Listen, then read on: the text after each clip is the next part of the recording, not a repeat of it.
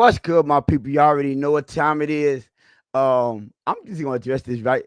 I already seen Vonjo with the clock, and I see ABS for life. Listen, man, it's Friday. Life be life, and you know what I'm saying. Um, Y'all do know when y'all see me first. Well, you know what? We not gonna get into it today. As you can see on this Friday, listen, man, we gonna talk about some things I've been hearing in the spaces. I've been seeing these tweets. I've been paying attention, so I want to really deep dive into addressing, the tough topics that most people tend to stay away from. So we want to see how the Dolphins should, what I'm saying, approach this off season, and not in a non-political way. And also, who's really responsible for the Dolphins' failure? That's been a major topic, for the past couple weeks now. And I really want to deep dive into it. So, what I'm saying, before I do that, let me bring up my co-host real quick. Lou, what's good, my brother? Tone. Uh-oh. Hey, Tone, I think this is the one they all been waiting for. Hey, we going in, goddammit. We are turning up tonight, man. Listen, man. Listen. Honestly, listen, everybody knows you haven't know I got a promotion at my job. So I've been training, I've been putting double duty for the most part. So haven't been able to go on spaces and things like that. How I used to. But for the most part, once I get down to the major part and get, into the regular scheduled program, I could listen to it. For the most part, unfortunately, it is in the office, so I can't yell at you people like I want to on spaces. But I probably get back, talking and listening and be able to put more effort in it. Well, when you have that opportunity, right, and you've been coming around here lately, just listening, right, and I know this situation. So, but your boy's still doing his thing out here, bro. I got both. Fact. Like when I'm out here, I represent us, right? That is a fact. So again, your boy's gonna hold you down out here in these streets, huh? Don't Yes, worry about it. We're good. I'll be listening to you deal with some of them tough, crazy questions. Shout out to El Cap. I've seen you and him going at it. Was that the day or yesterday, bro? It was one of them. You and him were going back and forth about Ross, bro. Like it was crazy. And how we should adjust the draft. But however, forget about speaking of the draft. Lou, one of the big questions, bro. Like, let's be realistic and we ain't real about what the our front office should do. How, and we speaking purely from our standpoint, how do you feel like the Dolphins should approach this offseason, bro? Should they go heavy in the free agent? Should they go heavy in the draft? Should they understand? Should they be looking for towards replacement? However you feel, you know what I'm saying? How you think that they should approach this offseason based on where we stand now? Well, Tone, I'm gonna be honest with you. I think they need to go heavy in free agency and the draft, right? Like one of the first episodes we did during the offseason, you put up 32 pending free agents, bro. Mm-hmm. There's a lot of holes on this football team. So I think you need to address them. And of course, free agency and the draft is an opportunity for you to do both. But I'm gonna be honest with you, Tone. I made a little appearance yesterday on Pete's channel, right? Shout out to Pete, right? He's putting in great work over there. Yeah. And a topic of conversation came up about, we all seen the reports. The Dolphins have been talking to quarterbacks. Right, facts. All right, cool. Did you see that shit, Tone, where the Dolphins are telling those quarterbacks, we're looking and we're interested in you, but backups? I didn't. Listen, I'm gonna tell you one thing, but I don't really like that. Lou, Tone, it's a bad Tone. Let me ask you this, bro. Go ahead. If you a draft pick, right, and I come in there and I tell you, Tone, hey, I like everything about you, dog. This and this, woo, woo, right? I'm looking. If you there at this certain position, I'm gonna take you. I'm gonna pick you, right? Yeah. But I'm telling you right off rip, you're gonna be a backup. Forget about the position, right? Mm-hmm. You're just gonna be a backup. When you get there to OTAs and training camp and stuff, they're already telling you that you're gonna be a backup. Are you gonna give your full 100% effort, knowing that there is no competition? Like you have no chance to beat whoever the starter is at that position. Would you feel slighted in any way? Me personally, I would say it'd be more resentment. Why y'all draft me? I don't want to be in this position. So I'm gonna be real. I ain't have opportunity. I'm glad you brought that up because I ain't hear that part. You know what I'm saying, Lewis? But I did. Well, I ain't hear for the most part people's standpoint on this. But I guess we turning up early, right? So forget it. We just gonna dive first in it, right? Well, Absolutely. why would I'm coming out of college. Why would I want to go to a team that's already telling me you don't even have a fair shake? So before I walk in the building, you already tell me I'm not good at that person, whoever I'm supposed to be not even competing with.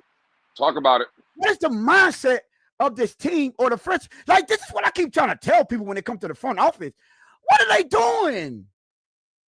How is that? How is that positive? How is that prosperous for our team? How it's not. As fan base saying, what? If I'm as a fan looking at this, I'm not just imagining a dude. Now, mind you, for the most part, let's keep it $1. The people coming in the job are, for the most part, him or their respectful team. Facts. I'm coming from being him. Now, understand where I'm going. All of those dudes are considered him as some, aspect, right? Okay, cool. But I'm here to show you that I'm him. It's level to this. I'm above that. And I that's what I came in here for. Why? And I'm just like, it's like we get so many stories of people coming in of the different things that they have to deal with when it comes to either the coaching staff or the front office to what make the people, before they even step 1 foot in the building on this team, they get rubbed the wrong way by the fucking people in the office, in the front office. Bingo. Tone, it's ridiculous. Tone, think about it, because I want you to cook, but I just want to lay this out for you, Tone. A kid playing Pop Warner, and you know how youth football is in South Florida. Yeah. Kid plays high school football in South Florida. Yep. Kid goes to college from South Florida, goes to college. All his life, all he knows while playing this game is being a competitor, Tone, being a dog. The Dolphins interview, and what do we, people like me, you, and others, talk about? We need dogs. We need competitors dogs in the building. Crazy. So you got kids that are being trained from a young age to be competitive, right? And the first thing you tell them is you're taking that competitive spirit out of them. It makes no sense, Lou. And see, when you look at it from that standpoint, it even sounds worse. But you know what? I'm gonna address something, Lou, and I know it's probably a hot topic. People probably don't want it. We've been talking about bringing competition for Tua, like him trying to like massaging his ego and building up his confidence. Bro, I'm sorry, bro, but if I gotta build up confidence as a quarterback and the one that's supposed to be the lead on this team, bro, you got to go, man. Look at the embarrassment we going through and the list that this team and this franchise is willing to go to appease this dude. It's getting ridiculous at this point. It's to a point to where it's like, bro, I don't even want to support this franchise anymore. Because I don't see anything getting better as long as it's ran like this. As long as this is the way they look at things. I just don't. So I'm trying to figure out, right? Like, bro, and I told y'all it's the off season. We're going to revisit a bunch of things in the off season, right? So you know what? This is my first opportunity to revisit one of the hot topics of the offseason, right? Lou, remember me and you was on opposite side of this argument. I told everyone what's best for the franchise, and it's both for both parties, was to have Tua play on that 5th-year option. I said this. Mm-hmm. Everybody was going back and forth, whether they should, whether they shouldn't. And I said, from my standpoint, let me give you the reason. This is my standpoint, my reasoning for why I say it benefits both parties. Why do it benefit Tua? Because it gives you the opportunity to prove and kill any narrative, right? As far as you staying healthy for more than one season, as far as you being able to play in the cold weather, and as far as you being able to show up in the big games against the plus 500 teams or the teams that are deemed playoff contenders. You get to kill all that this year. And what did I say? I say, now, if he do that, even if he hit 2 of the 3, you know what I'm saying? You can perform in a postseason. Pay that man 60, 70 million a year. I don't care. Because at that point, you see continued maturation. He's still maturing. He's still elevating. He's still developing. His skill set is still getting better. So at that point, I'm like, I would have no issue for him asking for whatever he wants. But from a franchise, you also get to see the same three things. You get to see if he can stay healthy. Is he worth the investment? If he can't compete with the Patrick Mahomes, the Lamar Jacksons, the Josh Allen, which is our boogeyman, the Joe Burrows, and now look like your Daniel. You know what I'm saying? It's like Jalen Daniels, the teams that you're gonna have to see in the playoffs, or i.e. the Super Bowl, either or. You get what I'm saying? You get to see if he could compete against those teams on a consistent basis. You know what I'm saying? One healthy season and one time leading the league in passing yards do not, to me, equate to giving him a long-term deal. When you have three more that was lackluster, that was injury plagued, that was, a failure at the end of the season. So this was my mindset. I'm like, both parties. Listen, respectfully, we both can respect that standpoint. You know what? I respect where you're coming from, and I understand where you're coming from. So I'll be a man of my word. I hold up my end of the bargain. You hold up your end of the bargain. You get what I'm saying? Now, I did say successful negotiation. Both parties leave feeling like they left something out. Not one of them feel happy. That is a successful negotiation because someone give and take. It's a trade-off here. I gave you this, you give me this. You know what I'm saying? I'm willing to concede this if you're willing to concede that. Okay, cool. So the Dolphins, you don't want to be in a position to where you have to pay him the top dollar, the number one quarterback, and be like, you know what? You have your business. Now we got to pay you that money. And that tour and his team is like, you don't want to be in a position to where you're going in the season without a contract because your future here is not secure. To me, it seems like both parties leaving the table in a situation that they would prefer not to be in. So to me, that's fair. Then, at the end of the day, Lamar Jackson did it. I told you already. Lamar Jackson literally just did it. Baltimore made that man play on that fifth-year option. And he had already had an MVP that season. But see, no one wanted to listen to me from that standpoint because we have, for the most part, under people in this community, there are player lovers. They only care about the player feelings. You know what I'm saying? Remember the dude came in there and was asking us, oh, but what about Tua's family? How you going to tell his family about his family? You already get $20 million. Remember Crypto was going back and forth with him? What about the franchise? What about the people that pay and spend their hard-earned money to come watch this? To allow and help him be able to support his family. Oh, forget about that. We got to look at it from all standpoints, from all surroundings, right? Okay, cool. Boom. You get that. They pay the man. Now look at the situation that we in. We said this 100 times. If they haven't, if we was in a situation at this day, right now, January 31st, right? If they didn't, if they had that man on the fifth-year option, is it even a question whether he's getting an extension or not? No, it's not even a question. It's not even a question, bro, at this point. So now you're in this situation. And I told y'all, listen, I don't brag on both, but I'm just trying to tell y'all when I just think with logic. Because anytime you can always have opportunity to go back and listen to what I said in prior episodes, or go back to listen to me when I said back in when I was in Spaces a lot and saying, what the big deal is. And my standpoint, I'm still gonna stay firm. It's never gonna change. I'm always stand 10 toes down and have the same mindset, right? So now let's fast forward. Oh, we're going to get into that one, AV. Bottom line, Ross screwed up. Because I know that was a big one that I really wanted to come up. I think that was yesterday when it was you, Neil, Cap. For once, I was actually on Cap's side out, but he was just, the way he was articulating his argument, he didn't get it to where people will understand it. You know what I'm saying? The way that I feel like it should have been articulated. But we'll get into that a little bit later of why I do add in. Alpha Sanity was on there with y'all too, and I believe all y'all was going against El Cap when he was putting the blame on Ross. I'm going to give y'all my reasons why I do put the blame, or at least add him into that. But we'll get to that later. But now, fast forward here, back to the Tua situation, right? Now that you paid him, now that you kind of handcuffed to a dude that couldn't last 2 full games and got injured, which was the biggest issue, why the contract didn't get signed, and it took so long for them to sign it, to come to an agreement. Cool.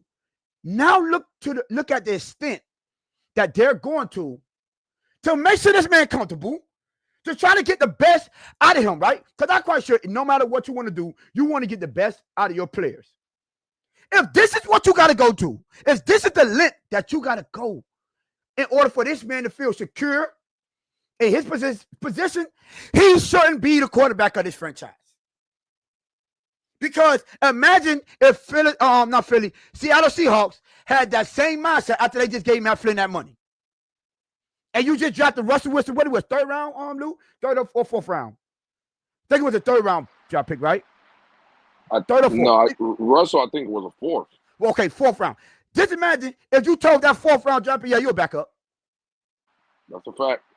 They don't have a Super Bowl. They don't have 2 Super Bowl appearances and 1 Super Bowl victory. And I don't get it. It's examples all around the league for the Dolphins to at least copy paste. It's like change the mindset. How are you on national TV and these things are coming out and you're here, backup? Man, I'm looking like, who want to come in and be a backup? Y'all don't see that as disrespectful? So I don't get the people, now for all the people that are sitting here being apologetic for this front office, they saying they're doing the best, they're doing the most and all that. I don't think you can put this one on Greer, because I don't think Greer is out there saying that. At least I could be wrong. You feel me? So, however, whoever, this front office, the PR team, the whoever is responsible for our media team, whoever is responsible for all the things, they have failed us miserably. And they continue to fail us day in and day out. Season in, season out. Season after season, bro. They failing us. They make us look so weak. They make it look worse. You know what, Lou? Every time we come and talk about something, I say the same thing. Every time it seems like it can't get worse. You can't look even more soft. You can't look worse than what you are. They do something to blow my mind. Like, what is this? Are y'all inventing ways to look soft? Like, they literally want to be looked at as an incompetent franchise. I'm sorry. You cannot convince me otherwise. There's no excuse for this. There is absolutely no excuse. So, what I think to do is, how I think the Dolphins should approach this offseason, and I know it's probably too late. I think they should clean the whole house in that front office. I'm sorry. I understand you have people in this building that you might like, that you might be attached to. Now, is that realistic? No. I'm just telling you how they should approach this offseason as far as front office. Albeit, I don't think they're going to do that. But what they need to do, right? I don't care how you feel about it. They should start drafting a quarterback. You know what I'm saying? And make Tua compete for his job. Make him compete. If they want to adjust the trenches, cool. I'm cool with adjusting the trenches. Second, third, fourth, fifth, sixth, seventh, whatever. You know what I'm saying? I think we got 2 fourths. If they want to adjust the trenches, please do it. In those drafts. Also, can we please get Tom Garfinkel and Brandon Stewart, if he's involved, out of any discussion that have to do with football, bro. Get him out of here. Stop. I don't want to hear another word. Can we see what Chris Greer and could do without dealing with these people that's good at making flyers and putting logos on t-shirts? You know what I'm saying? Can we stop doing? You're a marketing genius. Cool. You know how to make money. Cool. Stay in your lane, bro. Stay in your lane. Let's stop going back and forth, switching, doing all this. Can you please stay in your lanes, Tom Garfinkel? And for people, the fan base, right? I hope y'all as passionate as we are. I hope y'all are. Because what I'm saying, I don't care if let's say I feel like we should do something. Let's just say I want to move on to it. We already understand it. This is my stance. I'm not changing it. I already explained to y'all the ramifications of what will happen, what will have to happen for me to even begin to start believing this guy again, right? But if he turns out and be a dynamic quarterback and he wins a Super Bowl, I will be the first one glad to say, man, I was dead wrong about that man. I'm so glad he proved me wrong because it's not about my ego. It's about what I think is right for the team. If you don't, if you're not arguing for the point, or if your points are not the point that you're arguing is not for the betterment of the team, then what you arguing for? You want to be the smartest person in the room? That was you want to be always proven right, even if it's to the detriment of the team. That's not a smart way to propose your argument, and I don't think that's what the fan base should be looking for. Now you have the people, y'all fan how y'all want. If y'all want to see everything as roses and blue colors and all that crazy stuff, and everything is good and Field of Dreams and fairy tale land, cool. Y'all do the y'all fan the way y'all do. I'm passionate. I want to see winners. I'm from South Florida. I live in Miami, where we start at Pop Warner. It's all about competition. It's all about you being better than them. It's all about your team, because our teams are based on our hoods.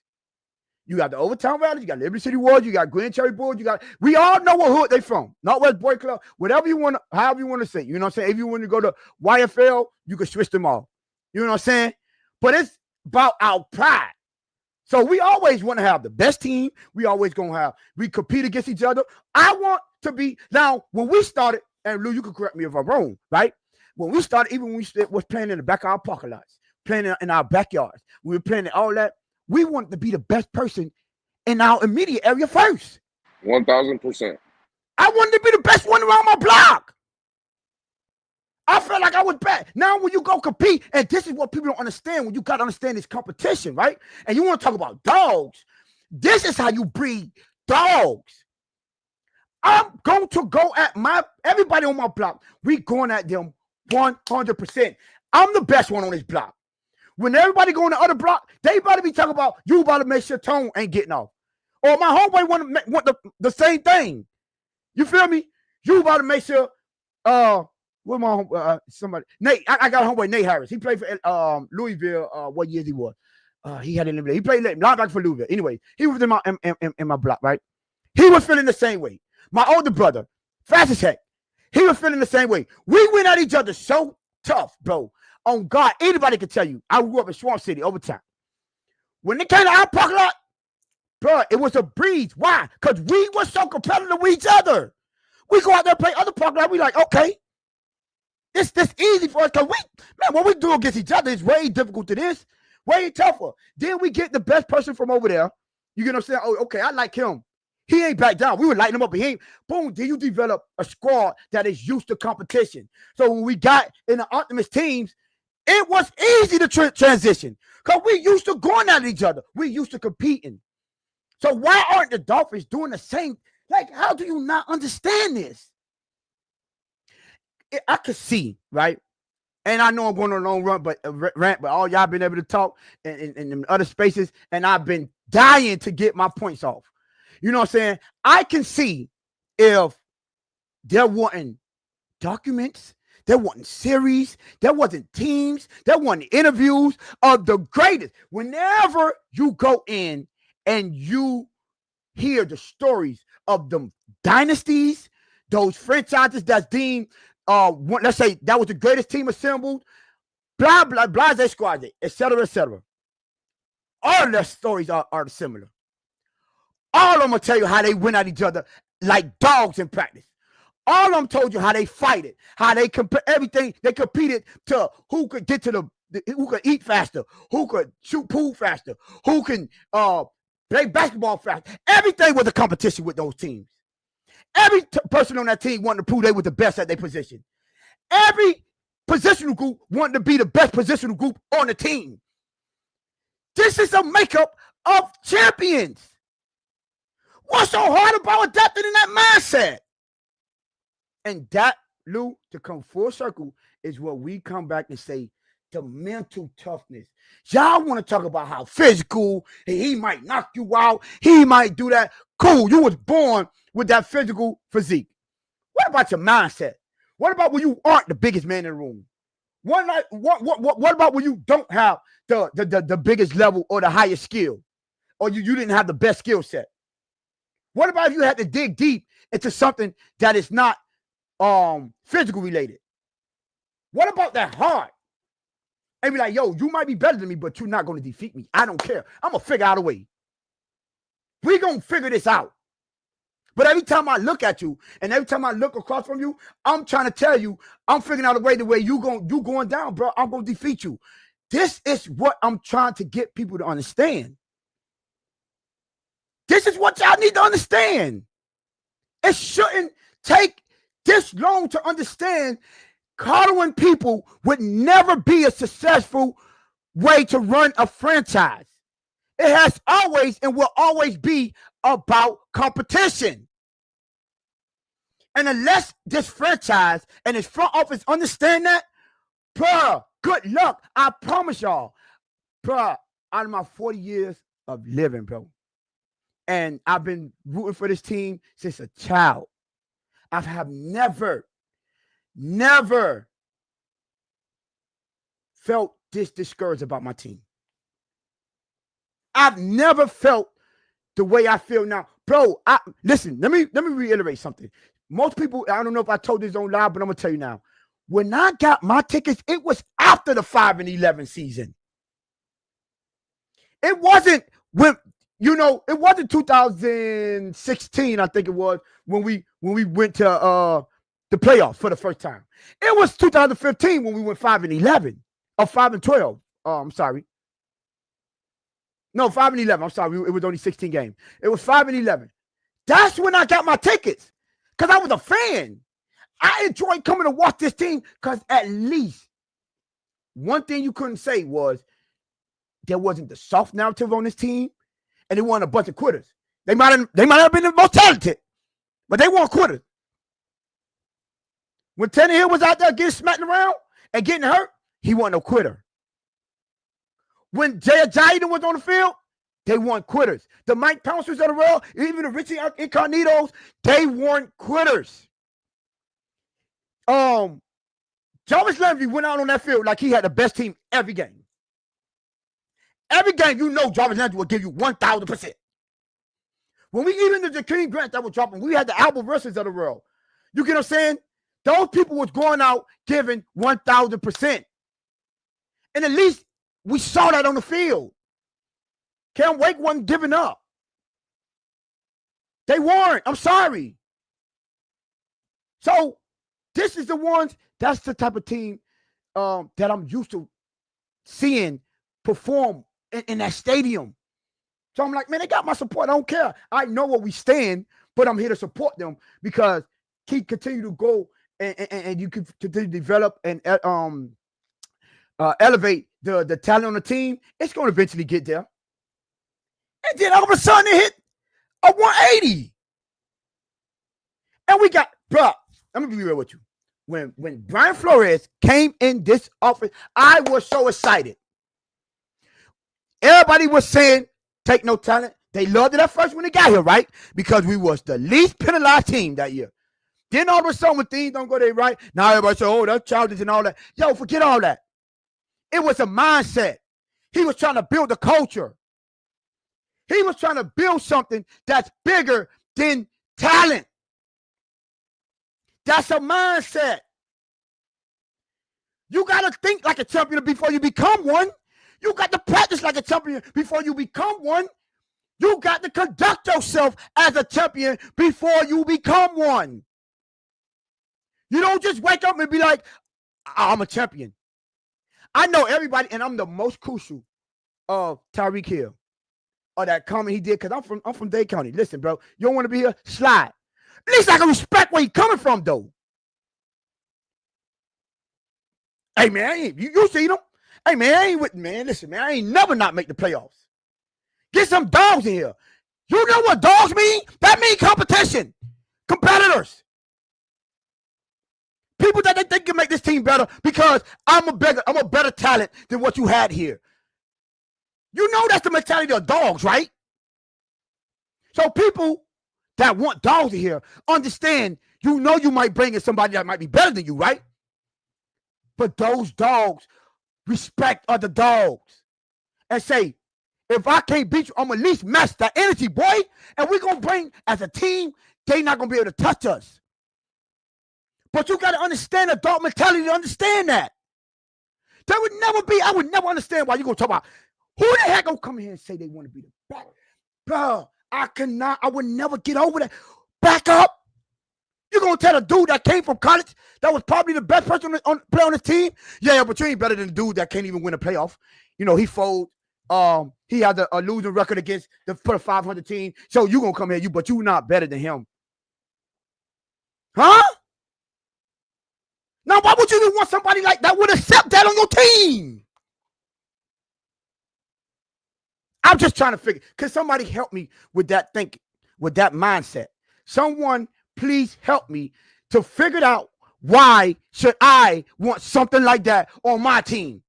Someone that's coming in here and say, you know what? I'm second to him. I'm good with that. Give me my check.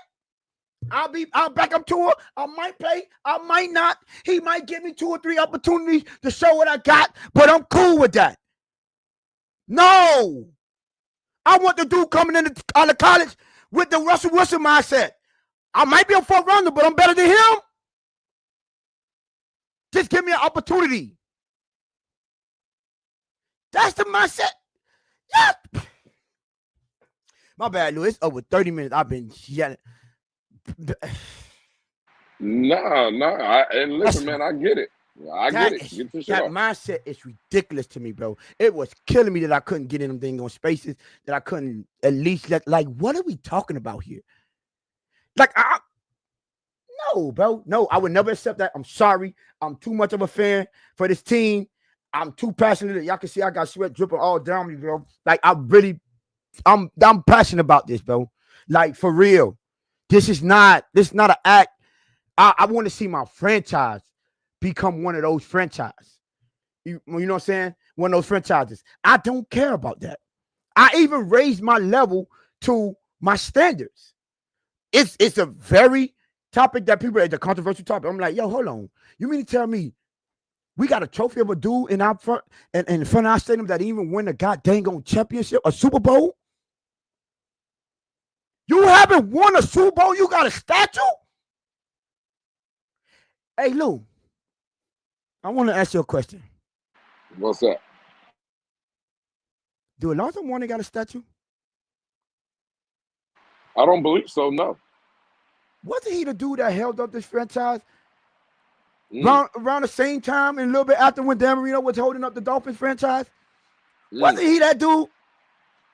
Everyone loved Alonzo Mourning. It was so everywhere. Finally got a championship with Dwayne Wade and Shatner wasn't here. They ain't built him no statue.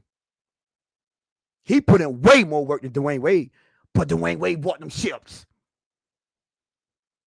Dwayne Wade got them chips. You get a statue, my boy. So, no. I'm sorry. It's different. It's levels. I ain't gonna change my mindset. I'm sorry. Mediocrity is not me and mediocrity don't get along. Now, anything I do, I want to be the best at. And I want to surround myself with people that want to be the best too. That's why me and Lou always tell y'all, man, I didn't start this podcast because we got along. I started this podcast because we disagreed on so many topics. And I'm like, well, that's what I need to. I need to debate someone because I want to prove my argument. He want to prove his. I think that'll make a great show. That's a fact. And that's what I want to surround myself around. So I wish this team would take that same mentality and be like, bro, if you don't think you're better than me, don't come on this practice field. Don't do it. I'm sorry. Get some dogs in here. And let's really break down what dogs are. Dogs ain't defined by talent. That's not how you define a dog. Dogs are defined by your heart, your hunger, your never say die attitude. The fact that you can look at someone and be like, yo, I'm him. You gotta prove to me that I'm not. And even if you get the best of me, I know I'm gonna get the best of you the very next time. That's dog mentality. Ain't got nothing to do with you being a goody two shoe or perfect and know how to read coverages and all that. No, it all got to do with what's in here and how you think about that. And remember, Tone, to your point, right? Not trying to cut you off, No, but you good. listen, I wanted you to get in there anyway. I mean, start jumping to the conversation. listen to what you just said, right? Even if you beat me, I'm coming back on the next play and I'm gonna get you right back. Those are your words. Now we had our first round pass rusher come out and say when he was getting beat, he questions his abilities. Oh, don't even remind me of that, Lou. Jesus. That's no. I'm just saying because that's what you said. You said if a guy gets you, you gonna come back and get him. When Jalen Phillips, someone gets him, he questions his abilities, and and that's that, and that's the mindset of the team and the players that we have, Tom. and it's never gonna be. I'm never gonna accept that. Hey And, man, I'm and you know, sorry. and you know what's crazy, Tom? Right? Because I know we're gonna get into the front office in a little bit later, but Mm-hmm. I just can't wait because you brought up names, right? And this is where, for me, I do blame Ross, right? Okay, we're But gonna get but into I it. want to, but I want to, I do want to give him some kind of pass, right? Okay. And let me try to make it make sense for people. Because when Tone was going off, and I thought Tone was, that's why I shut up. I didn't say nothing for this 30 minutes because goddamn Tone was cooking, right? But when I look at it and I hear Tone mention Jarvis Landry, who was the owner when Jarvis Landry was here, Tone? Stephen Ross. When you brought up Mike Pouncey and Richie Incognito, Stephen those Ross. dogs, right? It was Stephen Ross was in the building, right? Yes, sir. Now, what is funny to me, people tell me that Stephen Ross don't want to win, and Stephen Ross is the one that created this culture. He don't want dogs. Well, how in the fuck did that happen? Because he had Mm. dogs in the building. Mm. Now, see, I won't blame him for the dogs not being here, Tone. What I will blame him in, and you know where I'm going with this, is the person that don't want the dogs in the building, Stephen Ross put in place. And Oh. Stephen Ross put in power. And that's Tom Garfinkel. You see how two things can be true? You cannot tell a person like Mm. me, you cannot tell a person like me that Stephen Ross don't want dogs when he's already had them here. Cameron Wake. Cameron Wake, Stephen Ross was the owner when Cameron Wake was here. Was Cameron Wake a dog? That is a fact. You Dog. see what I'm saying? Yeah. Bro, the real problem is, and again, ultimately, Stephen Ross is what who hires and who fires and who cuts the checks. So he holds the blame, right? But nah, bro, you cannot sell again. You can't tell a person like me that he is just the all the problem because he doesn't want dogs and he wants nah. He doesn't. The people that he put in place is the ones that want that kind of shit, Tone. That is a fact. And I'm glad you transitioned. That was a perfect transition to, just the next topic that I wanted to get into, and shout out to everyone in the chat. I was bringing y'all chats up. P, Ghost, Von Joe been in here since early. G, Delusional Patriot fan. Mr. Finisher, you've been saying some points. I gotta give it to you. You know what I'm saying? Even though you were too a hater, but hey, listen, you've been saying some point. Reality, I see you in the building. Um, the kitty mentality, quarterback kid. I wish I could go back and just get that. Marino's gold. I seen you popped in here. I wish I could go back and just look at all the ones that I was paying attention to while I was going on my rant. But I just, it was eating at me, bro. Like I had to get that off my chest. Mike Best, I see you, my boy. You missed me going off on tour. I think you did that on purpose, but shout out to you being in the building. Listen, 25 of y'all in the building. 16 likes. Let us get them what y'all owe us 9 likes. Give us them likes. Go ahead and subscribe. We up to the 425. I asked y'all to get us to, so I want to give y'all appreciation for that. Took y'all 3 days, but hey, we got it. You know what I'm saying? I'm in 3 episodes, but we did. Appreciate that. Listen, road to 500. Yes, y'all get the boy to 500. We might have something for y'all coming a little way, so y'all just lay around for it. We putting in work. Facts. Yeah, y'all to see. Um, But yeah, I'm sorry, Pete. Pete, rewind. Oh my bad. What did we say? You guys rocking and spitting. Yes, Hey, shout out to the Ghost One. Uh, appreciate it. Pete for sure. Rewinded. I literally that mindset on back quarterbacks and them Caden, Cardinal and Tua. It really irked my nerves. I'm Uh, sorry. What's up, I'm y'all? coming home, Pete. Man, it's I'm been a coming terrible home, week. Pete. What a way to end with the bliss. Hey, shout out Mike Best. You see what I'm saying? That's what I'm talking about, man. He said, "Don't stress it." I'm just saying you might not like what I was saying about your boy too. That's all I'm saying, Mike Best. But Lou, I'm glad you transitioned to Steve Ross, right? Because I get what y'all was saying.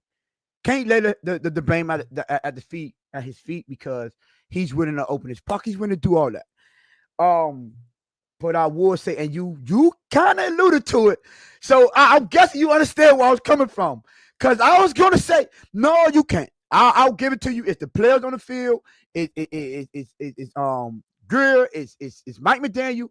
It's Tom Garfinkel and all that. Now the reason why I'm saying who's really responsible for this, and I would, sorry, I'm a big advocate for Ross, and it's the only reason why I would say I'm putting the responsibility on him, and it's because what you said. He is the one that put those individuals in place that is essentially the downfall of our franchise. Facts. Tom Garfinkel and the things that him and maybe Brendan Shaw or whoever it was, right? Now y'all pay attention. It's a reason, right, the football dude Mike McKenzie left to accept the same position in Didn't another even franchise. get a promotion, He Tom. left. He got up out of there. Mm. Let's think about that. It's a reason. Like, no, y'all got to just get me out that building. I'll take the same position from here, but I want to be around a winning franchise, a franchise that understand what it takes, that I can learn and develop my skills. You know, the only reason you get out of the business, like the reason that the Ben Johnson and the Dan Quinns and they stayed in their franchise because those franchise had history of winning, and they understood how to win. Think about that. When the Detroit Lions got on the road, you know why Ben Johnson stayed there? Because he was still learning their draft strategies. He was learning the understanding of how they develop players. He was learning the ins and outs of the small things that it takes, because you could get the talent in the building, but do that talent match? How would that mess? He understood. He was learning mindset and seeing if that could be sustainable. He turned down 2 years with me. Essentially, it was 3 years in the making. And he say, yeah, I seen enough. Let me go ahead and slide. And it's more like if he didn't, who I was watching, bro. It was somebody on ESPN. And they said, was it Adam Schefter, I think it was. He said the only reason he took the job was because you can't turn him down 3 times. Now, at what point do you think them owners gonna be like, well, nah, he just want to stay there forever? That's the only reason he left. I believe he would have stayed a little bit longer if it wasn't for that. Because what they did over there was historical. They had the longest drought, playoff drought, winning drought, playoff win drought. They broke that. And he was a part of that.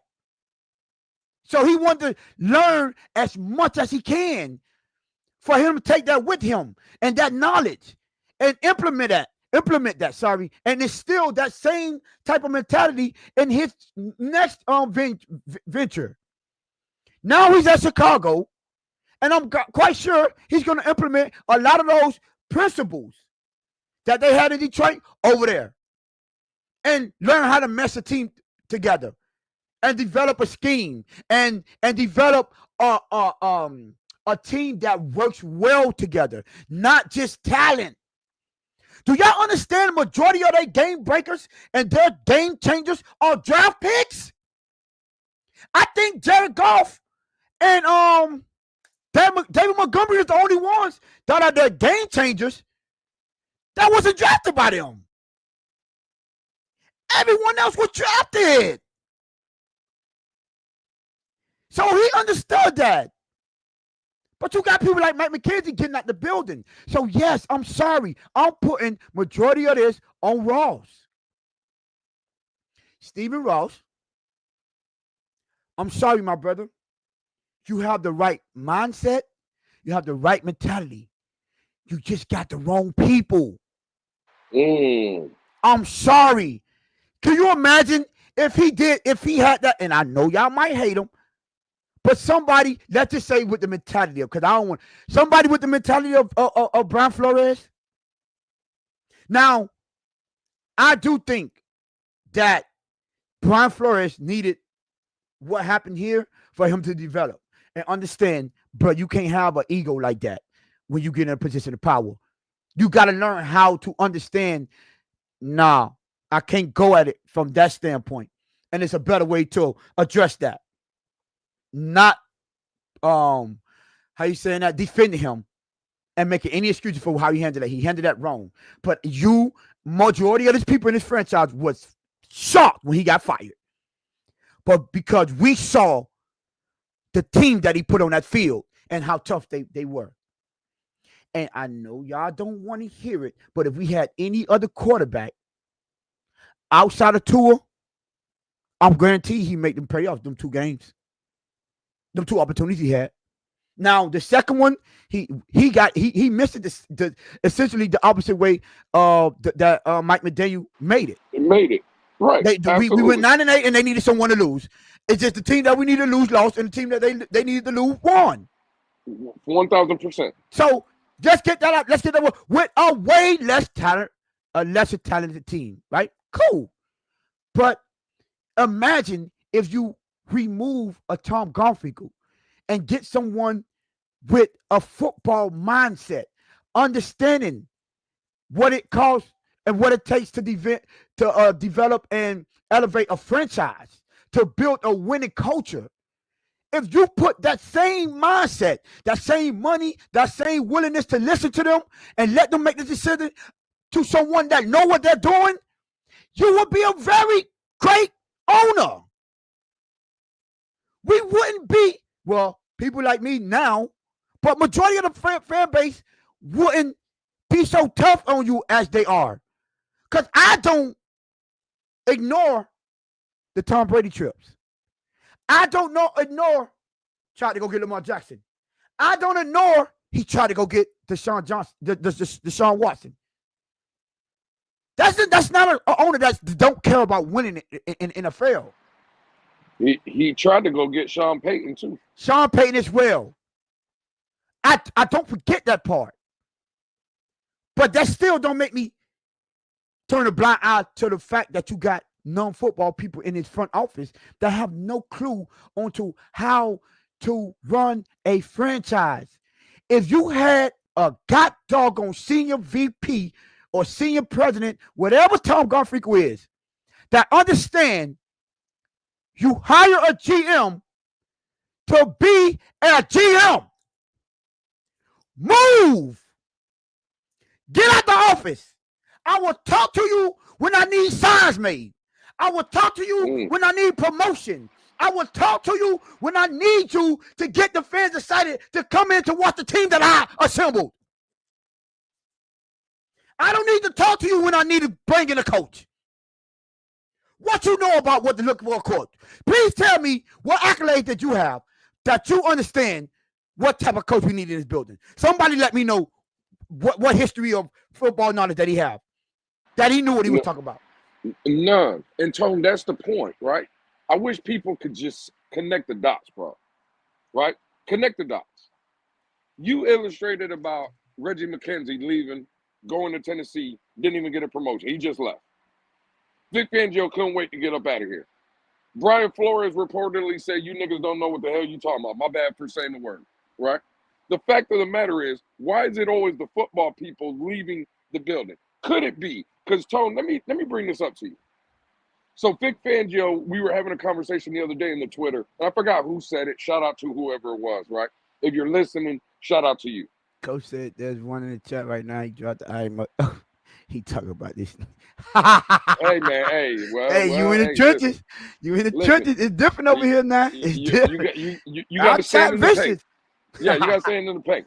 Yeah, The yeah. Go fact of ahead. the matter is, Tone, right? With Vic Fangio last year, someone brought up, made the point. Well, it was the debate we were having the other day with Von Joe and them. Von Joe and Cap and all them, Mm-hmm. right? Vic Fangio came in and he wanted new pieces. The Dolphins didn't give him the pieces he wanted. All right, cool. Oh my Now let me ask you a question, Tom. If Vic Fangio's the DC and he goes up to the general manager, and I wish I was on screen right now because I put the quotation marks. God. The Yeah, general manager. I There got you you. go, Tom. Right. He went up to the general manager and he said, "Hey, Chris, I need this, or I would like this."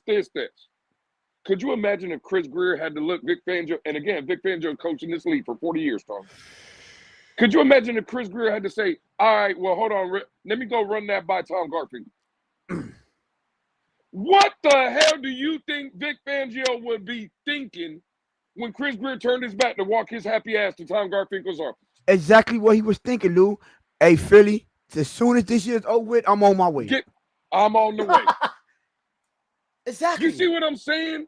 Like, bro, like, to your point, go get. I guarantee you, Reggie McKenzie said, you know what?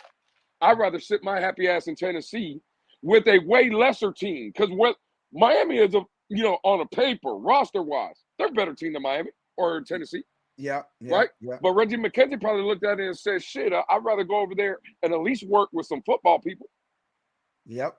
instead of working over here with this master marketer. They ain't letting people do their jobs, Tone. And that's the worst position to be in.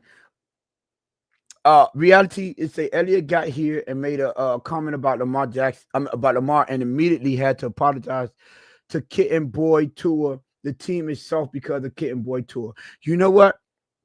And I was one of them people that got pissed off at Elliott for saying, you remember I said, man, forget that. But that's because my pride in the team. And I stood for something. I say, man, you don't come in here and we got our quarterback and say we need to bring in another quarterback. You just got here.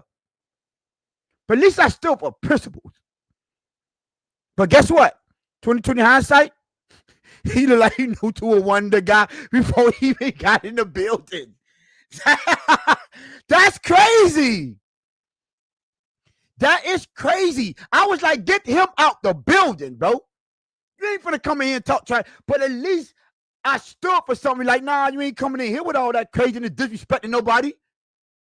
But that's my dog mentality. Like, I'm expecting everybody in the locker room to feel this way. You feel me? Not for people in the locker room to be like, oh no, I don't want no competition. So you know what? I'm gonna apologize to you, Elliot, because I was one of the ones like, I don't care what he said, I don't like him. He said what he said. And you know what?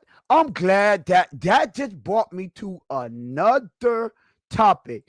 Lewis, delusional Dolphin fan, just said Elliot still on principle. You remember all of them said they didn't respect what he said because he said it outside the building? Remember that? Mm-hmm. Mm-hmm. He said this as soon as he got to the building. That's a fact. We're the ones that said they don't like the way he did it. Where are the ones that said they don't like what he did? Because when he came out and said, long as that culture is there, long as they're in Miami, they not gonna win nothing. Because their mentality. Everyone was saying, you know what? Why he ain't said it in the building? He said this the first day he got here. He said this the first day he got here. So he did keep the same energy. We just tend to forget and have select memory. Tone, I got a better one for you. You brought up Deshaun Shout out, Elliott. Peter. Yeah, kind of salute. Yeah. You brought up Deshaun Elliott, Tone, and people when he made the comments when that video came out this year where he was saying the team was soft, this and that, whatever, right? People said they didn't like how he handled it because he didn't say it while he was here. He said it this season when he was in Pittsburgh. All right, cool, right? Now, Tony just showed you he said something when he first got here, but we're going to leave that alone. Remember when when Elliott said what he said this year? You had all kind of players. Javon Holland was one. I forget I think there were two or three others. responding. Well, barking, right? All Nick right, Needham. cool. Nick Needham. Nick Needham was another one, right? Barking at Deshaun Elliott. He ain't in the building, right? People looked at the Dolphins and was like, "Oh, I'm glad. You see, our team is clapping back. All right, cool. You clapping back at a dude that's in the Pittsburgh Steelers locker room right now. You can't put hands on him, but you can reach out and touch Jordan Poyer. Jordan Poyer. Jordan Poyer called y'all soft. He's in y'all's locker room. In training camp, on TV, on camera. Did you see Javon Holland's pipe up? Did you see a tweet from Javon Nope. Holland there? Not How about one. Nick Needham? Nope.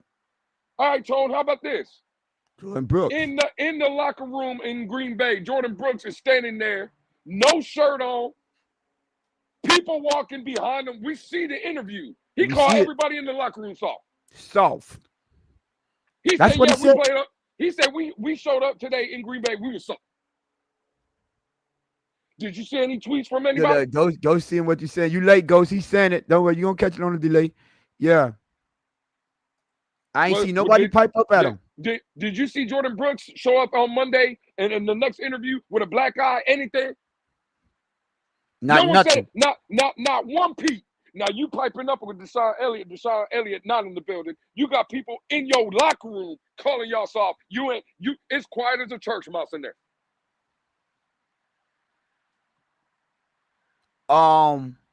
Mike Best, because they didn't say that to Deshaun Elliott behind closed doors. That's what I'm saying, dog. Oh, now all of a sudden behind closed doors? That's what I'm saying, dog. Keep the same energy. All I'm saying is keep the same energy, because he didn't criticize them behind closed doors. No, he didn't. He criticized them on TV while they were walking behind him. That's when he said they played soft. Now, when other players were asked about the soft narrative and the weather and all that, you know what I'm saying? What was the dude from Wisconsin? Said the first day he got here, it was cold, but he adjusted. No. Wasn't that Chop? Wasn't that Chop when he went to Green Bay? And they was like, no, I don't think it was Chop. Who was it? He said my first day, it was cold, but then I got used to it the day after. Oh shit, maybe it was Chop. I think it was Chop, bro. Yeah, maybe it was Chop. And I'm just like it. Jordan Brooks ain't complained not one time. He played in Seattle. See now this right here, Tone. Shout out to Grumpy anyway. Grumpy, I see you, Grumpy. Salute. This is where it's at right here, Tone. When they got asked about it, didn't they pretend that there wasn't no soft narrative? Bro, they acted like the narrative didn't exist. Waddle said he never. This is first time hearing about it. Come on, dog. Now this is what I'm saying, Tone. Now, look at your background, Tone. Turn around and do something. Just turn around real quick. No, the other way. Right there. You see that number 24? Oh, that one. Now, all off season, all we heard was meetings at 24 this, 24 that, because they knew what the narrative was. They knew it was about cold weather. They knew it was about soft. They knew they were coming to kill narrative. Now Jalen Waddle going to sit up there and tell you he didn't know nothing about it. Well, why are you showing up at 7:24 then? Oh my God! Why are you eating lunch at 11:24 then? Why your plane leaving when you going on the road at 9:50 at 9:24? Why you doing all that? But you ain't know nothing about it. They was killing narratives at first.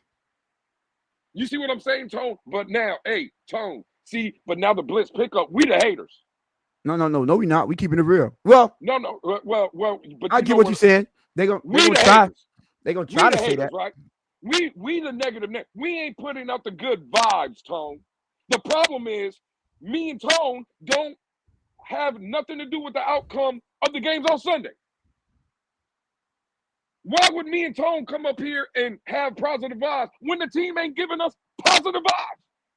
At all. You see what I'm saying? Bro, it's like, it's so frustrating when we have these conversations because the writing's on the wall and it's no one wants to accept them. Like Tone, we're doing spaces. I know you haven't been around. You've been coming through and just listening. Because again, shout out to you. Congratulations, Yeah, the new promotion, right? The yeah, fact yeah. of the matter is, Tone, bro, we're sitting in the spaces 7, 8 hours a day, Tone, and we're still talking about guards at 13 that can help this team. You really think guards is coming in here and helping? With all the shit we just talked about for an hour now, Tone, we still talking about guards at 13, dog.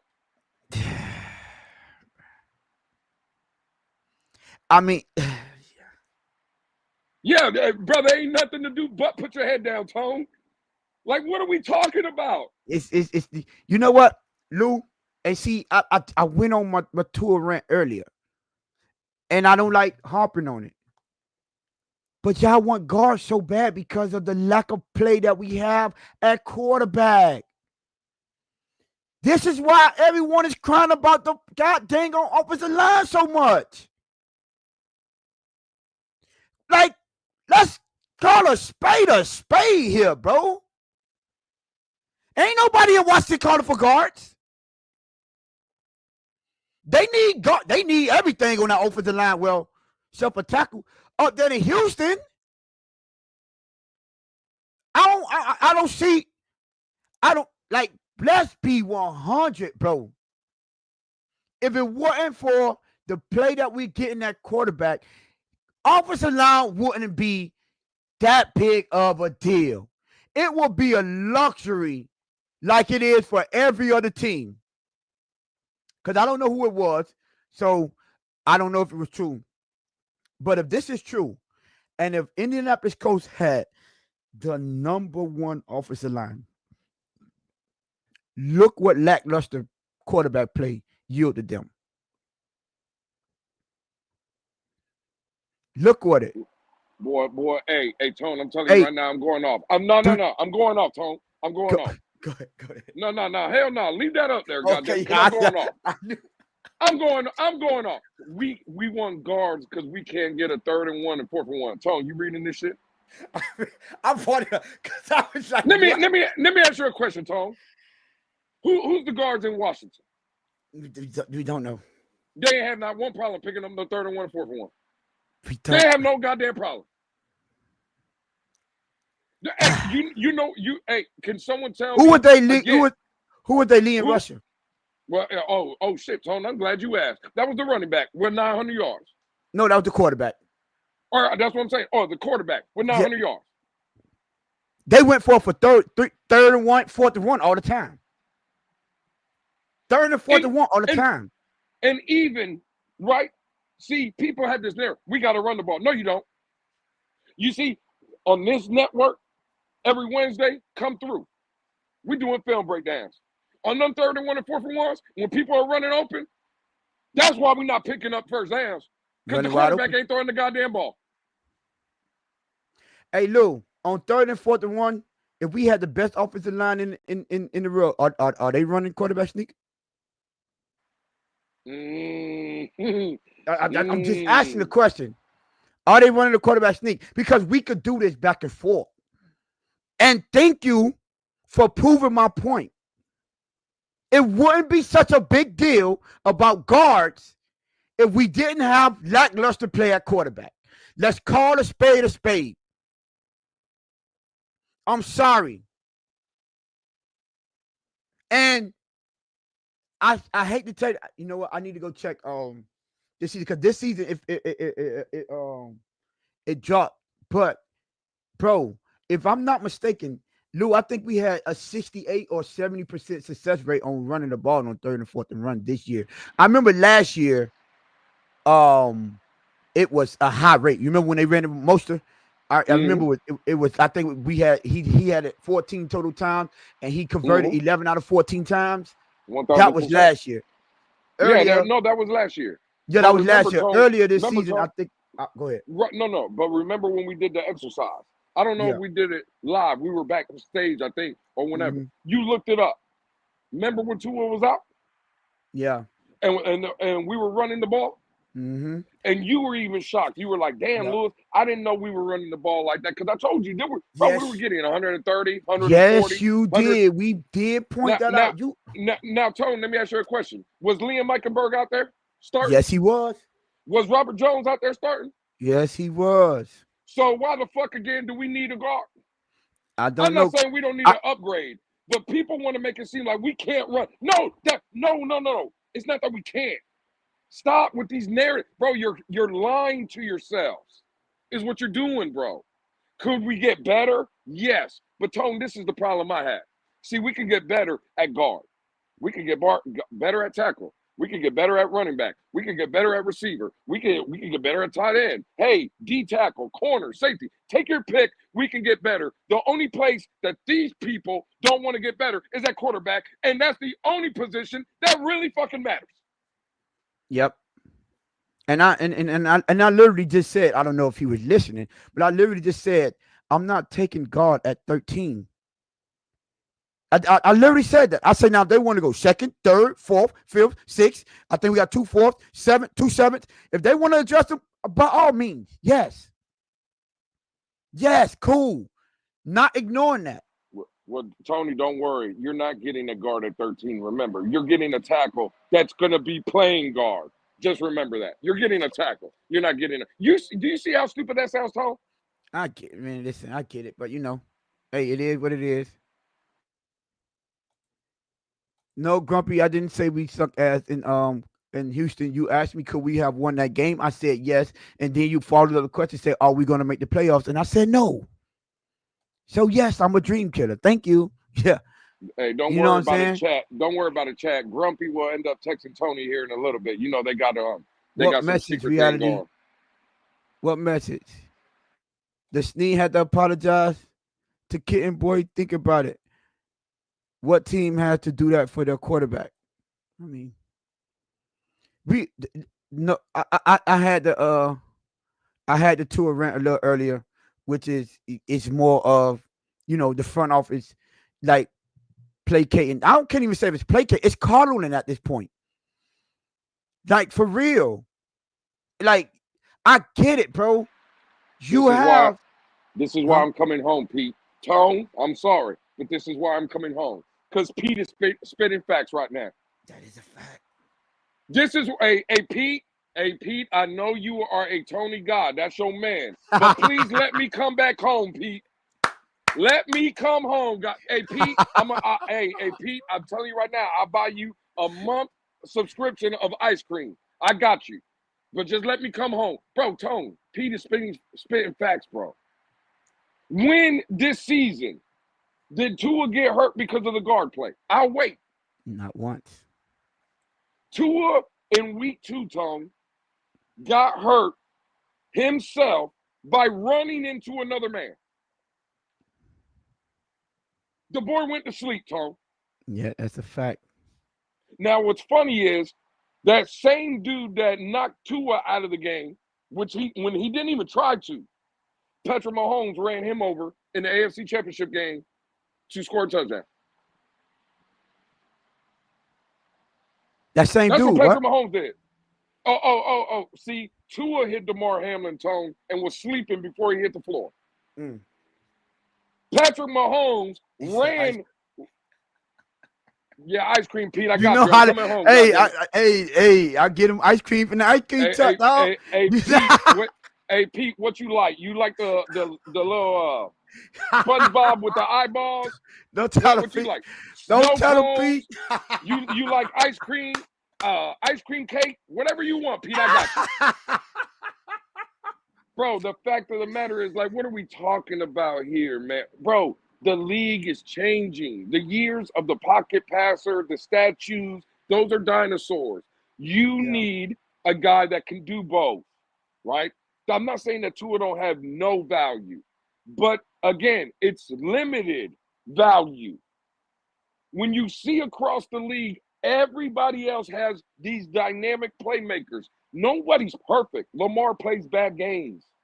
Bo Nix, Jaden Daniels, they all have bad games. Joe Burrow, take your pick. But at the end of the day, bro, they can do multiple things. And Mm-hmm. we have a guy that can do one thing. He's accurate. Oh my God. Like we can't live without Hey, again, Tone, it's going to be so crazy if we go from 74% completion percentage to 68%. I mean, I don't know what we're going to do, Tone, if it drops 6%. What if it dropped 10%, but it raised 20% on third down? Would you take Oh, that? shit. Oh, shit. See, people like to throw out numbers like they mean something. Oh, we're I could getting show into you how EPA? easy the numbers can be manipulated. I just gave you Uh-oh. one scenario. It drop 10%. But on third down, it raised by 20%. Would you take that, Lou?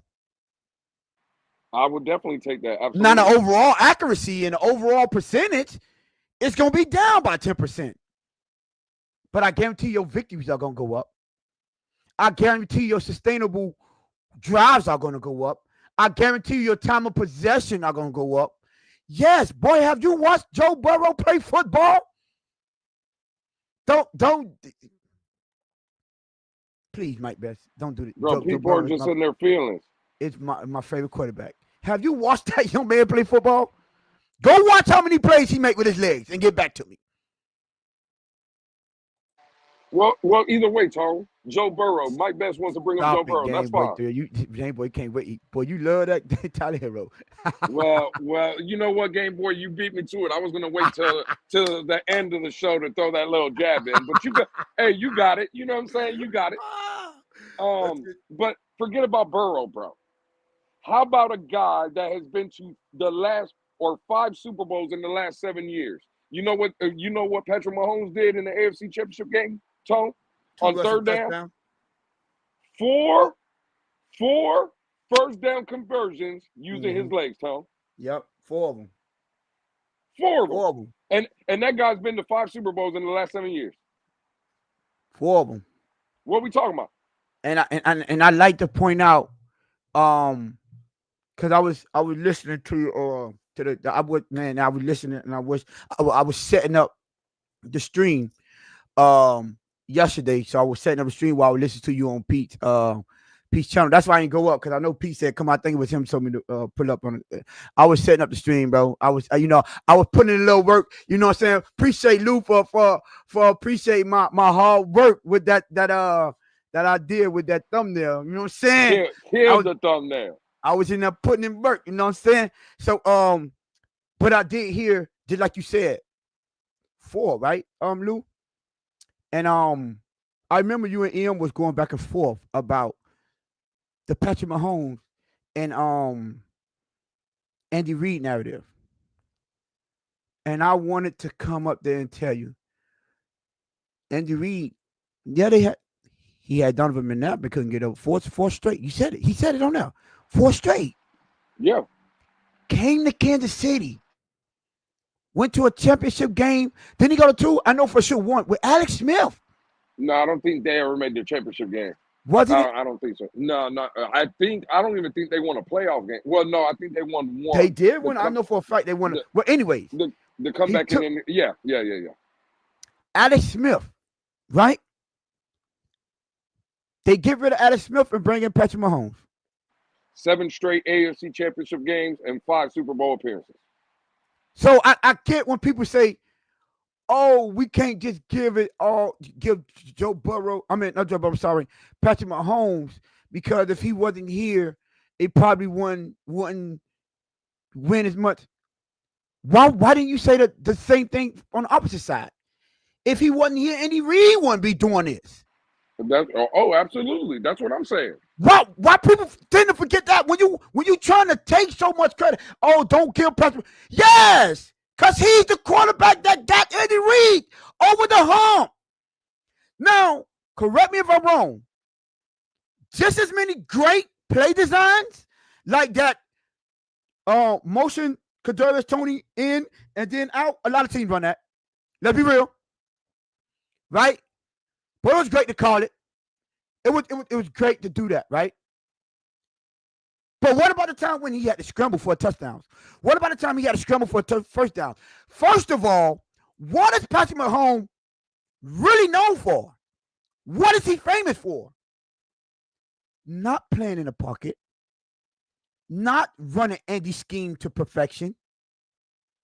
but being a dynamic creator, off platform, all talent, plays that he make that wows the world. So forgive me if I'm wrong. That's him, not Andy Reid. That's all I'm saying. Because without him, Andy Reid is not this talented as an offensive play calling, a play caller. Because they was criticizing him for when he was. The man was going, was it 4 or 5 straight NFC Championship games, and they still was criticizing his play calling. Mm-hmm. What a difference make when you put a Patrick Mahomes in there. Well, you remember, Tony, he went to 4 straight NFC Championship games with the Eagles. He had Donovan McNabb. They even made one Super Bowl. Do you remember in that Super Bowl, Terrell Owens was playing on a broken leg, broken Tony. ankle, and he had like 150 yards. This man, Donovan McNabb, was skipping balls and throwing up on the floor. That's what that man did. Now, could Andy Reid coach? Absolutely, right? But Andy Reid wasn't good enough to get over the hump. And to your point, and this is the point I was trying to make yesterday. See, people again, they want to forget. Great coach, but unless you got that guy under center, you ain't winning, right? And as great as Andy Reid is, Tone, the fact of the matter is, it's a lot easier to be great when that guy under center is great. Hey, Lil, you see this comment? Yeah, but this one, I wasn't even gonna bring that up, Tom. You know what? This is my last one.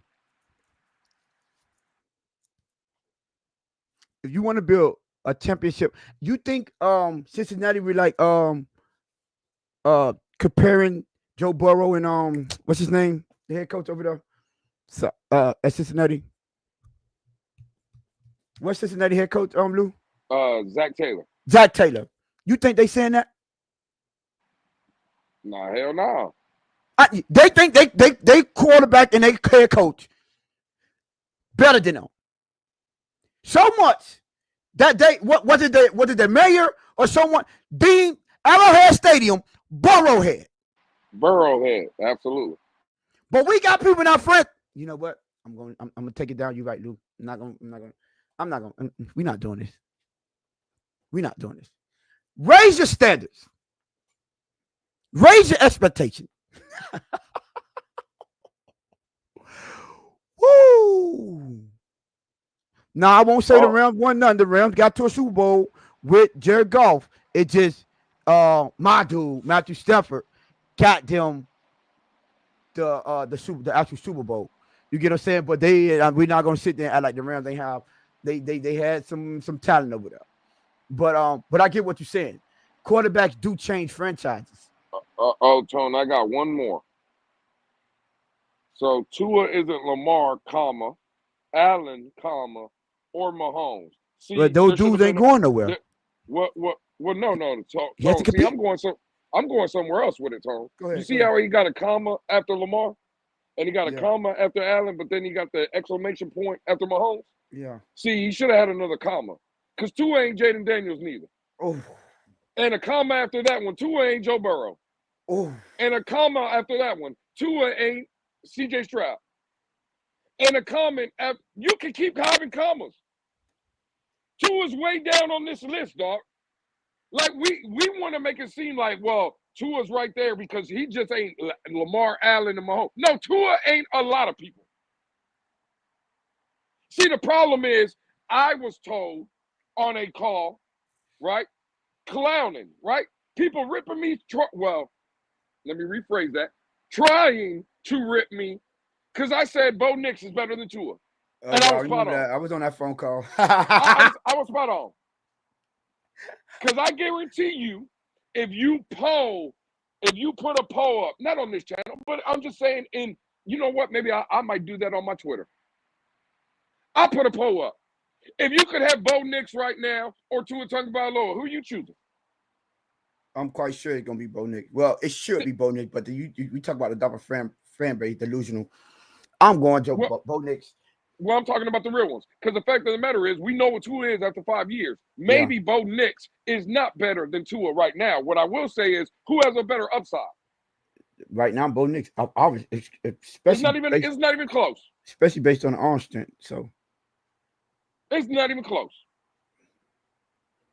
So all I'm um, saying is, when we have these comments, man, the Oos was just loose. Yeah, he was loose, and this is what I'm saying. See, this is the problem. People think this is a got you comment. Guess what? I'm man enough to do a show where I don't skip out and I don't take multiple weeks not showing up. The fact of the matter oh, I is, ain't see it, Kenneth. Go ahead, go ahead, go ahead. when I said the Oos is loose, guess what? We were on a 3-game winning streak, and the Oos was loose. He was playing very well. And I'm not going to be one of these haters that just come out here and tell you Tua's absolute trash. I don't believe he's trash. What I believe is he can't get us to what we want. That doesn't Ken, change my stand. Like, people try to, it's crazy, Tone, with this comment, like, the Oos is loose. Like, trying to make mm-hmm. it seem like I'm going to retract that. You ain't making me feel bad, homie. But go ahead, Tone, my bad. No, I was saying, look, Kenneth, because I didn't see it. He said, like I said, so he had to say it. Like I said, you can't compare your quarterback to the top quarterback. WTF are we doing? Exactly. That's my mindset. That's the way I'm looking at it. Like, if we can't control it, if we can't compare our quarterback and our coach to the best in the league, what are we doing then? What are we here accepting mediocrity? What are we supposed to be comparing them to? This is absolutely ridiculous. Was Andy Reid in the season when the Rams won a Super Bowl? Wasn't Somerville rookie that year? Yeah, Head coach? yeah. Rookie I'm or just second saying. year? No. Was it the second year? What was he a young quarterback? Forget that. Mike McDaniel is what, 3-4 years in? 3 years in? Yeah. I'm just saying. How long do it take for them to become one of them people? Slow down, Lewis. Bo Nix had one half Well, good I season. wanted to address that, Tone. Right? What? Slow Did y'all down, see Lewis. Bo Nix numbers? Well, let's give them to him that, Tone. Right? But watch this. This is Woo. what's crazy to me, The Tone. devil. I'm gonna read it again. Slow down, Lewis. Bo Nix had one half of a good season. Let's not crown him yet. And that is absolutely correct, Mike Best. This is the problem. He had half of one good season. That one is because he's a rookie. Tua's had one good season in 5 years. And still ain't accomplished what Bo Nix did in that one good season or half a season. So what are we talking about, dog? You see what I'm saying? Like, we'll kill rookie quarterbacks that are doing more than the quarterback we have under center for 5 years. You see what I'm saying, Tone? Like, what are we supposed to do with that, dog? Nothing. Just And ignore it. we mess with Mike Best. This is not a kill Mike Best session. And he Again, know we're what time going it is. down the comments. I'm just saying, bro, like, listen to the shit that comes out of people's mouth. Yeah. That nigga say, I trust Scott Thompson over to her. All right, Pete. For the 25 people that are listening still to the show, I Apologize. said I said about 10, 15 minutes ago I was coming home. I want to retract those statements. Pete has lost his motherfucking mind. I don't know what Pete's talking about. All right. As much as I want Tua up out of here, Skylar Thompson is not the answer. Never has been, never was, never will be. Hey, listen, man. 27 of y'all in the building. Can y'all please hit the like button? Subscribe. Y'all hit that subscribe button.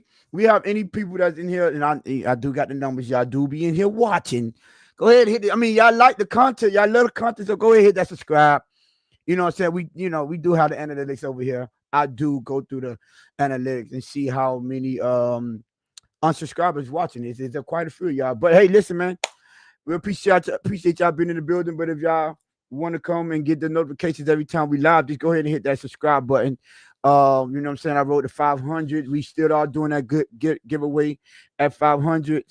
Yeah, hit the like button. When you hit that subscribe, make sure you hit that notification bell, and game for you, Wiley. Notification bell so you could get and click all. So you get all the that's the thing. When you put on notification, it'd be like personalized. Take it off personalized, put it on all. That's how you get every subscriber. Hey, listen, when it comes to this, yeah, I am PFF. I'm analytics Tony when it comes to the channel, not Well, when it comes to well, football.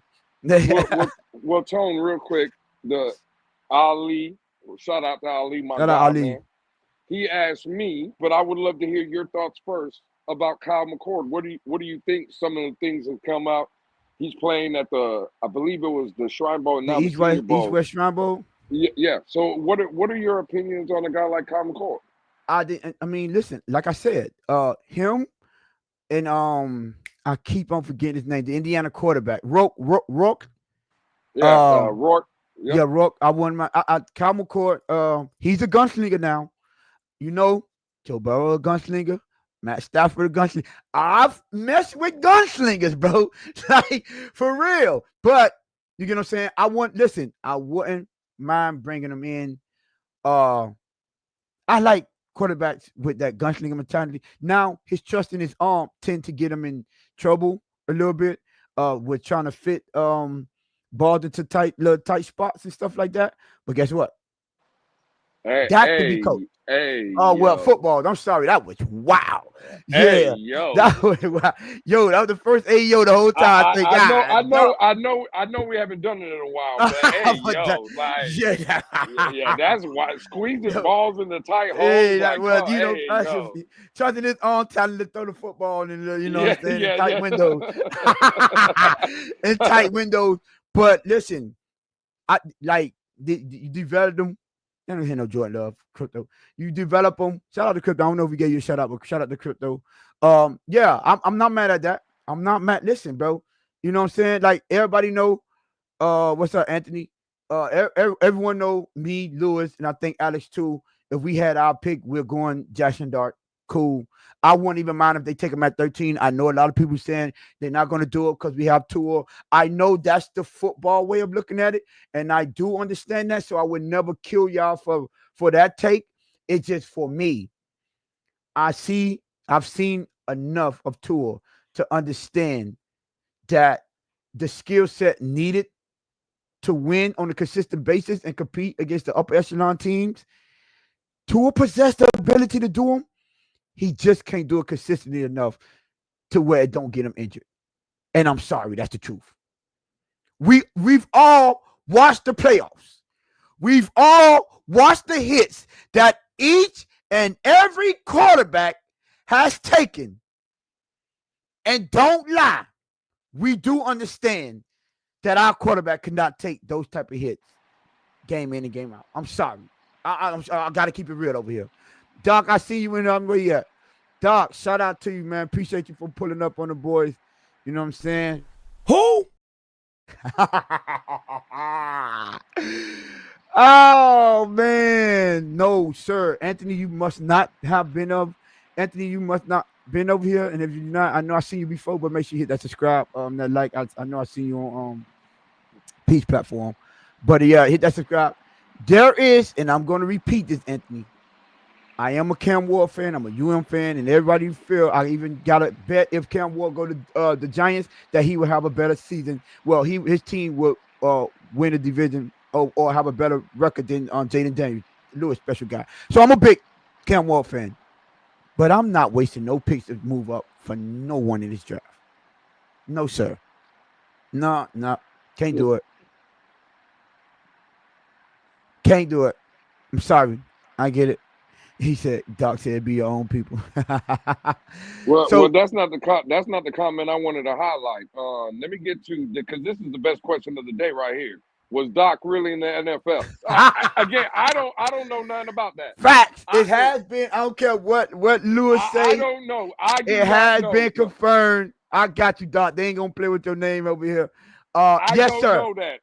I need to It, see a jersey, a card, something. Again, hey, listen, Tony knows him. I don't know him like that. So nah, it, it, again, I don't know. it has been confirmed. You go to the Monday episode after the Houston Texas game. Go to the Blitz pickup Monday episode. It was confirmed live on here. You know what I'm saying? For a guy that covered the Houston sports and the Houston radios. He did confirm that my boy Doc indeed played in the NFL for the Houston Orders. So cut it out. Shout out to Doc. Always, every time I see Doc, they're showing me love over there in Houston.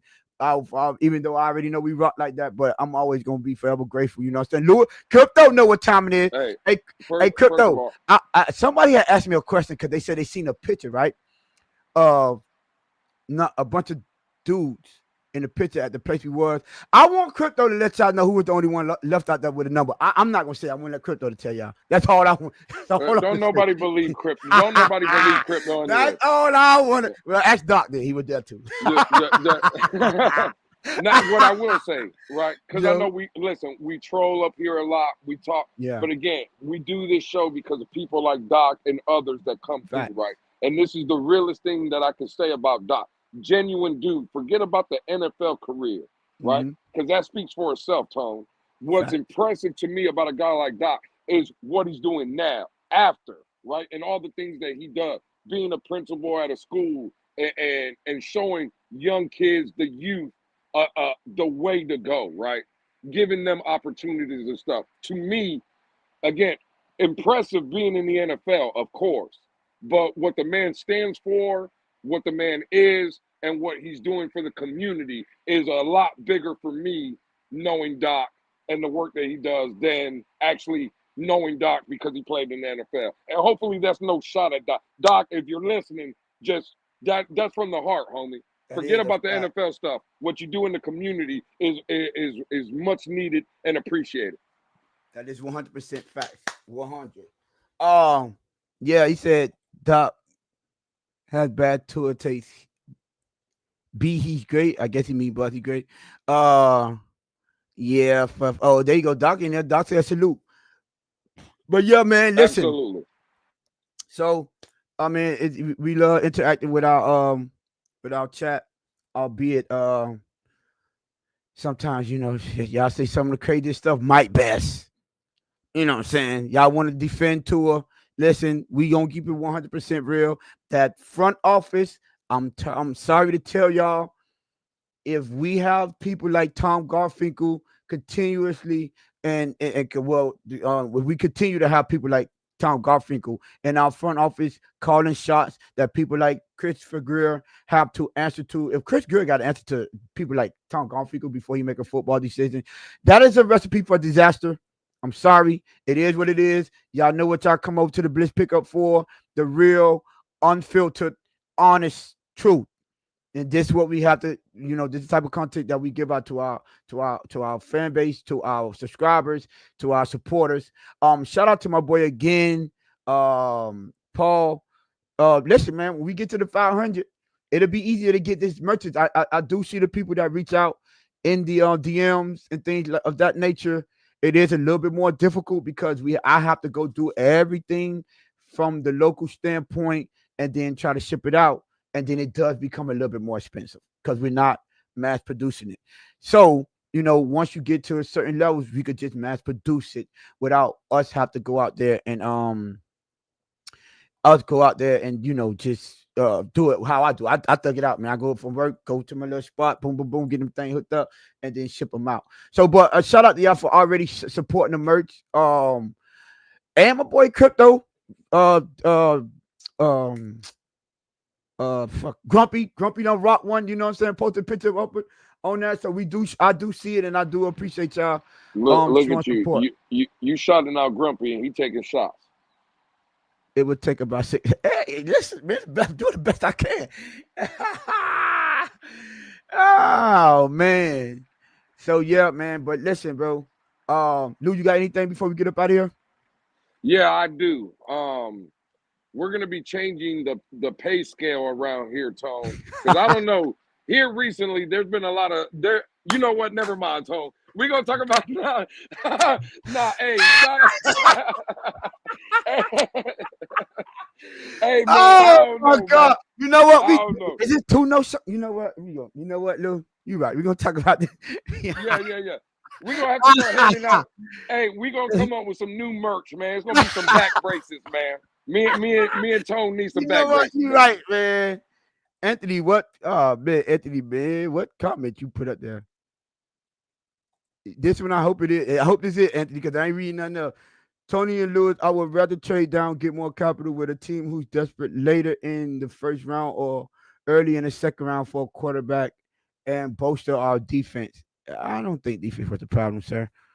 But I would like to get pick up those more draft capital and as far as get more draft capital so we can have and fill the needs on this team. I would what he said, take any profit. You talk about crypto. Don't be in a Mike Best. Don't be in the action crypto questions. All pun intended. But listen, man, we appreciate y'all. It's still 23 of y'all in here on a Friday.